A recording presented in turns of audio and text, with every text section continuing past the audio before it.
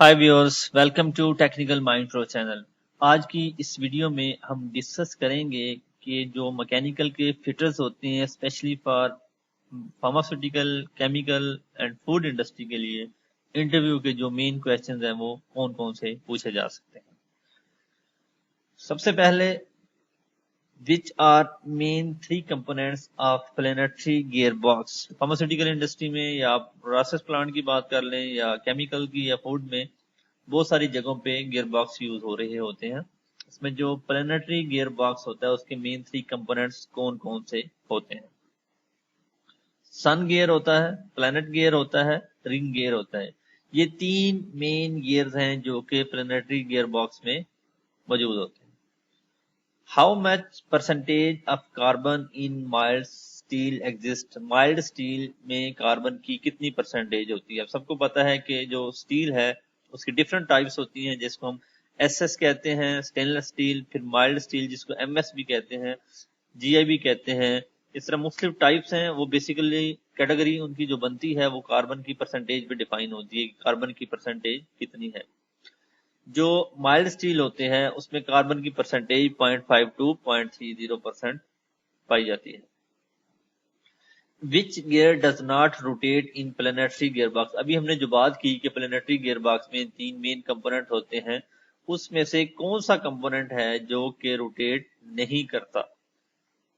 तो उन तीन में से जो रिंग गियर होता है वो बेसिकली स्टेशनरी होता है, वो रोटेट नहीं कर रहा होता। What are the benefits of using worm wheel gearbox? worm wheel gearbox किस काम के लिए यूज करते हैं या फिर उसका पर्पस क्या होता है, यानी कि एडवांटेजेस क्या पाए जाते हैं उसके इस्तेमाल करने से। हाई टार्क ट्रांसमिशन के लिए इसको इस्तेमाल किया जाता है, जहां पे भी हमें रोटेशनल स्पीड जो होती है वो कम चाहिए होती है वहां पे इस्तेमाल होता है। और क्वाइट ऑपरेशन, स्मूथ, नॉइसलेस होते हैं, साउंड ज्यादा शोर नहीं होता इनका। What is critical temperature in metal. किसी भी मेटल का जो क्रिटिकल टेम्परेचर होता है वो कौन सा होता है। ऐसा टेम्परेचर जिसमें मेटल का फेस चेंज हो जाए, किसी भी सब्सटेंस का फेस चेंज हो जाए, वो लिक्विड में या वेपर में कन्वर्ट हो, उसको हम क्या कहते हैं, क्रिटिकल टेम्परेचर कहते हैं। Which gasket is use for steam line. आपको पता है कि फार्मास्यूटिकल में, केमिकल में या प्रोसेस प्लांट्स में स्टीम डिफरेंट जगहों पे यूज हो रही होती है, हीटिंग पर्पज के लिए इस्तेमाल हो रही होती है, या स्टीम जनरेटर या बॉयलर यूज हो रहे होते हैं। तो वहां पे जो हम गैसकेट स्टीम की लाइन पे यूज करते हैं वो किस मटेरियल की होती है। मेटेलिक गैसकेट हमेशा यूज की जाती है। What is full form of HPDE. HPDE basically एक मटेरियल का नाम है जो कि इंडस्ट्री में इस्तेमाल किया जाता है। इसका फुल फॉर्म जो है वो है high density poly ethylene.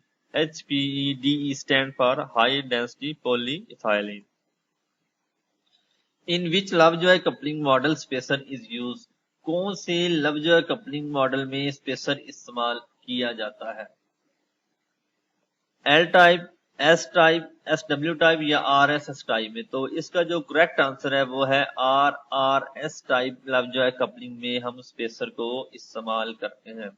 Last one है कि अगर आपके पास if motor RPM is 840 and gear box ratio is 15:1, what is output RPM। यानी कि आपके मोटर के RPM अगर 840 है, गियर रेशियो आपकी 15 और 1 है, तो आपके पास आउटपुट क्या है।